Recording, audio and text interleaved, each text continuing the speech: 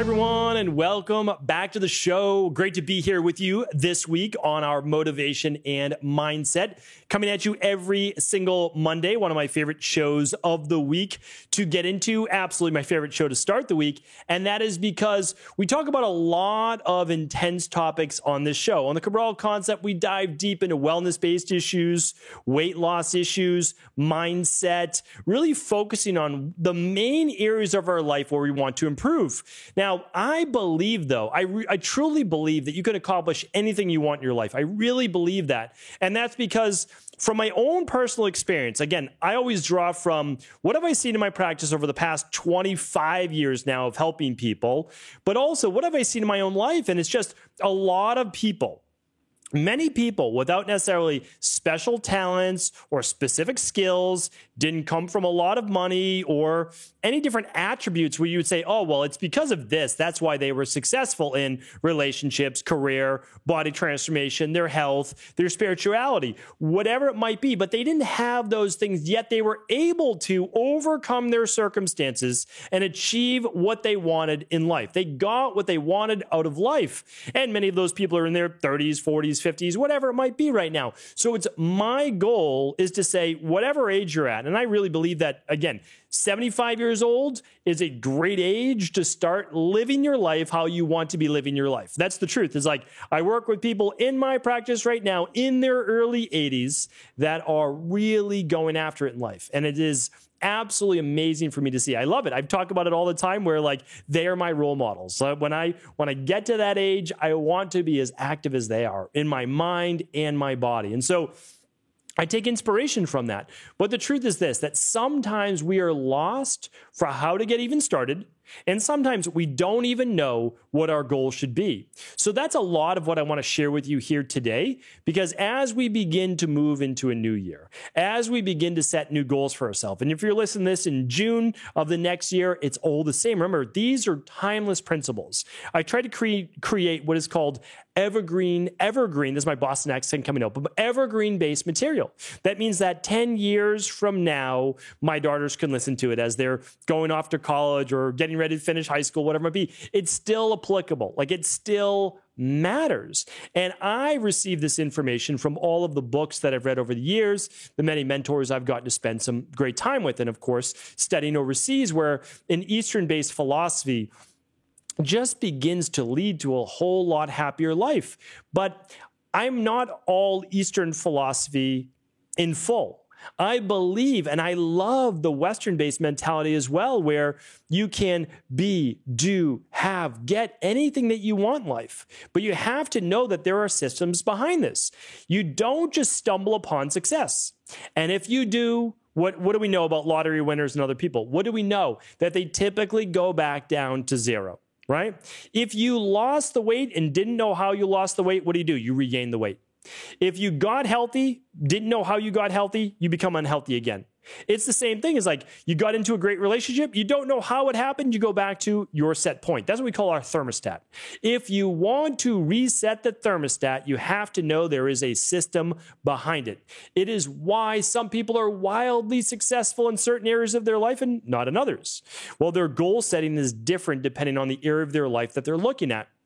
So that is what I want to bring you today.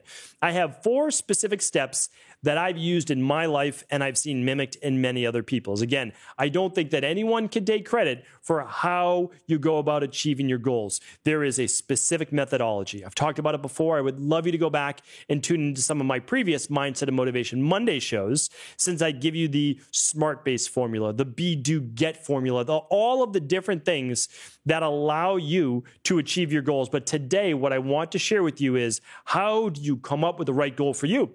Because maybe you have a dozen goals. Well, you can't achieve a dozen goals all at once. Not typically. You really can't. I've talked about this. You need to have a singular of focus that you need to really say every single morning when you're getting up, okay, this is what I'm working on. This is what I'm doing. And there's just not enough hours in the day. If you're in a relationship, if you have a family, if you're going to school, there's not enough hours in the day. Now, you can have all 12 of those goals, but probably not all at once. And I'll tell you this, and it's part of my 4 steps, so I won't ruin it. I'll get to it in just a moment, but goals that truly matter to you, they're probably not going to be able to be accomplished in a week, right? And if you can accomplish it in a week, are you going to remember it 30 years from now? So let's start to talk about this. Okay, so the 4 steps. The first one is this.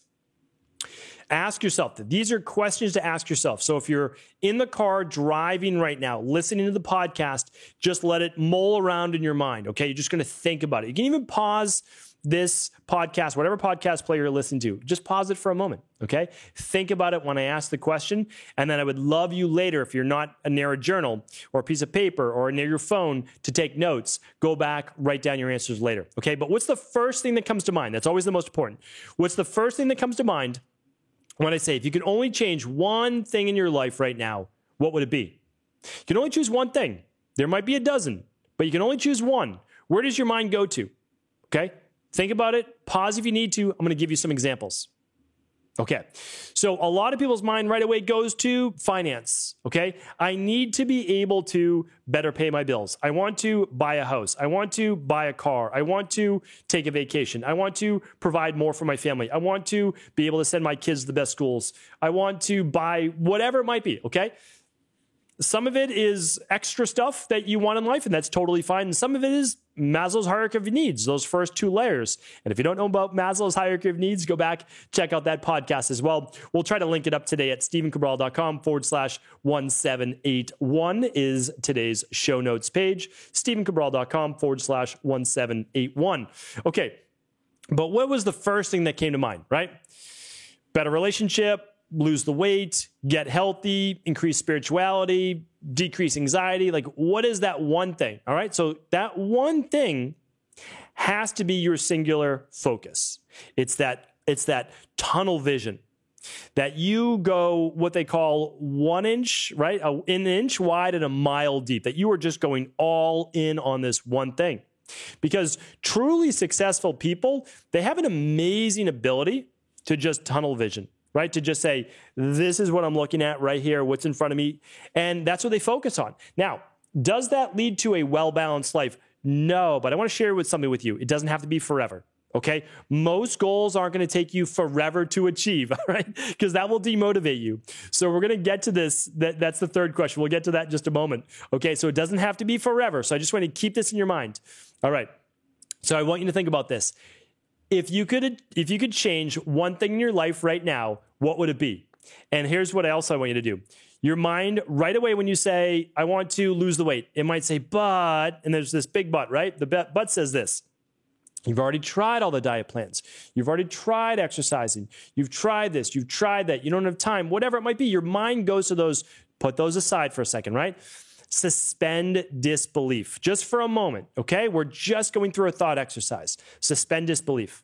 So if you haven't been able to change careers, get the promotion, build the business, whatever it is, just put that aside for a moment, okay? Whether it's the weight, the relationships, if you haven't found the right relationship, put it aside, okay? You're just allowing yourself to begin to go through an exercise, which is a beautiful exercise. It's very, very nice. Like, hey, if I had all the money in the world, if I had all the time in the world, like, what's the one thing? All right. What's the one thing? If you could change it, what would it be? Write it down. Okay. Now, the second step is this. Ask yourself why you want this. The why is what's going to allow you to persevere. We'll talk about that in a moment. But you have to have a why. All right. So think about it. Does this hold a deep meaning for you? Or is it just for vanity? Oh, I want money. I want to increase my finances so I can buy that car. Okay. Now, maybe you love cars. It's a totally different story. So, like, I'm not a car guy. I'm not a car person. It doesn't do a whole lot for me. I appreciate it. I mean, a nice car is a nice car. But it's never been my thing, which is a good thing in terms of spending my money. But I'll tell you, a lot of people appreciate and love cars, especially older cars. Like, my dad loves older cars. And so that's something that he can really appreciate. That's not really a vanity thing. Like, if you're looking to buy the car to impress someone, probably not the best why. Okay, probably not the best why. And if you're saying, well, I might be able to then attract a better partner, whatever it is, well, you're attracting a partner who might be a little bit more superficial. It's something to think about, all right? So I want you to think about the why. The why is very important. Okay, I want to lose, let's say, 50 pounds. Well, now that could be for vanity, or it could be for health, or it could be to be a role model. It could be for many different reasons. You can choose all of them. That's okay. Like, it's okay to also, like, like a little bit of material things and want to lose the weight because you feel like you personally would fit better in clothes at this specific weight, that's your choice. It's never my choice to tell you what weight you should be at. I want to help people achieve a healthy weight, especially if you listen to tomorrow's show. It's so very, very important in terms of the obesity and cancer-based risk. Again, I'll talk more about that on tomorrow's show. But what I want to share with you is this.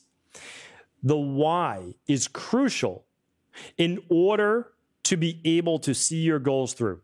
So if it's superficial, when the going gets tough, you're going to stop, okay? Maybe not the very first time, but you will. The why has to carry you through. So I want to go back to school. I want to get the certification. I want to get the promotion because this is what I see myself doing. It's what I'm passionate about, right? The why, the passion right there is your why. Or I want to lose the weight. I want to lose the weight because my body's moving towards type 2 diabetes or cardiovascular issues or high blood pressure. I know that could really shorten my life. Okay, that's a good why. That's a strong why.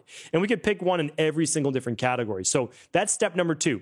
Think about the why. Now, if what would you do? Your one thing doesn't pass the why test. Okay, then we need to look at a different goal. And that's okay. That's why we go through this process. All right, step number 3. Is this a short-term goal, right? So think about it. How long is your goal going to take to achieve? All right, I need to lose 50 pounds. Okay, good.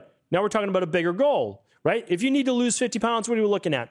About, let's say, normally 5 to 8 pounds a month, right? So that's not a problem at all. 5 to 8 pounds a month, that's after you've already gotten going. Your first month, again, that's why I talk about short versus long. If you're looking to lose 15 to 20 pounds, you can honestly do that in a month. I mean, people think that that's outrageous. It's not.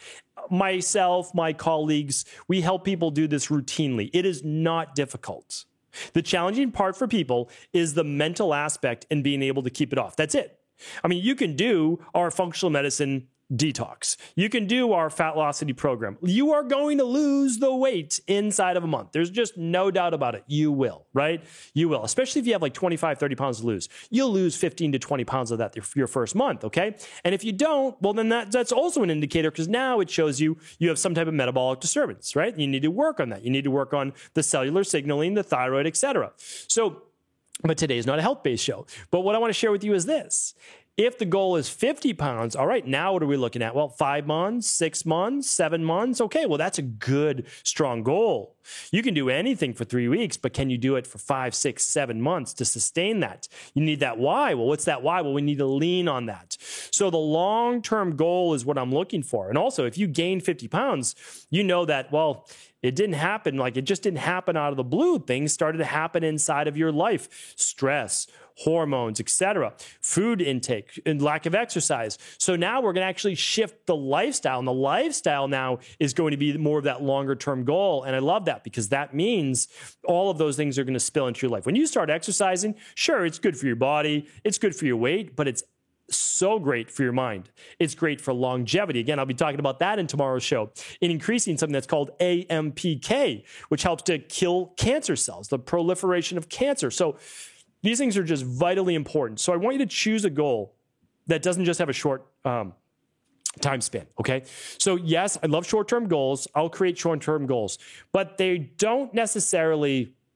they're not inspiring me to do something big with my life, okay?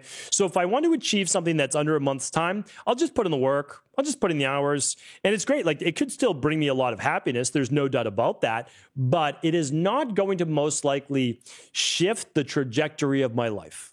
It's not going to allow me to wake up and say, by accomplishing this, I've made more out of me, right? I've made more out of my life. I'm doing something that really matters, that I'm going to be able to stick with. So really look at that. Just think about it.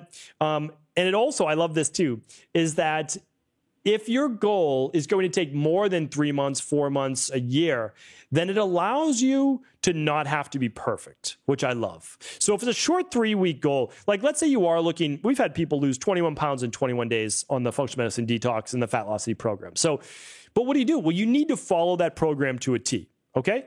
And great, it works. But let's say that you just say, you know what though? I'm going to lose the 50 pounds and I'm going to do it over 6 months, 7 months, whatever it might be. You don't have to be perfect. That's the nice thing about a longer term goal. You could be 80, 90% and you're still going to achieve it. That's the great thing, right? So it's like, yeah, you're going to eat well 9 out of 10 meals. You're going to exercise more days than not. But it's not every day. So I love the long-term goals, knowing that I don't need to be perfect. I just need to keep moving forward. That's a big thing.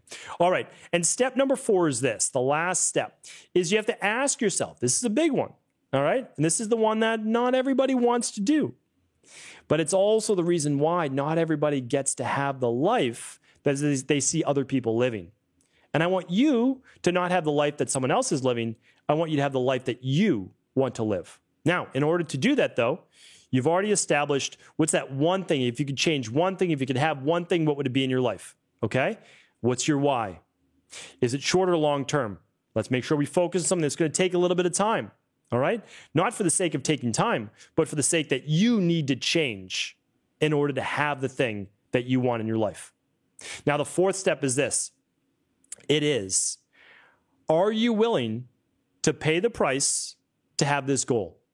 Meaning, there's nothing in life that is truly free. There really isn't, right? So big goals don't come free, even if there is no price tag on them. I want to repeat that. Big goals don't come free, even if there's no price tag on them, right? So if you want to be able to have that great relationship, it's not free. It might not cost any money. What's it going to cost? Time, energy, devotion, all of these things. So your goals are going to require more of you. They're going to require that you show up and you pay that price in some way. You don't get to go back to school, get the degree, get the certification, get the promotion without doing more than you're doing right now. Right? So it's like a lot of people say, and I work with a lot of integrative health practitioners and health coaches. How do I start my own practice? How do I do all of these things? Like everybody already wants the clients already coming to them. But the truth is you haven't paid the price yet. And that's not a bad thing because it separates those who are willing to do from those that would like to do, but don't. Now, neither one is better than the other, okay? But if you want to achieve your goal, it is the people that are doing rather than just ideating. That's what I call it, right? With a little Boston accent in there, coming up with the ideas.